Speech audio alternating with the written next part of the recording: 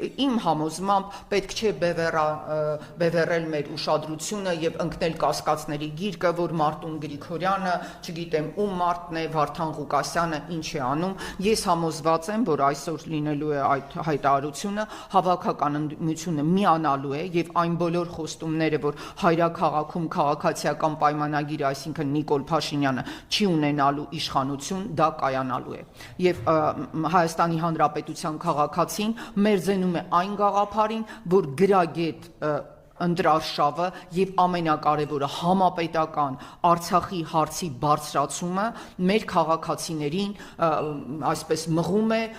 վճռականության պայքարելու իրենց քվեի համար։ Պետք չէ մեր քաղաքացիներին իջեցնել այդ զուտ սոցիալական հացի խնդրի մակարդակին, հայ քաղաքացուն Սյունիքից մինչև Գյումրի, Փարաքարից մինչև Մերձավան եւ Երևան անհանգստացնում է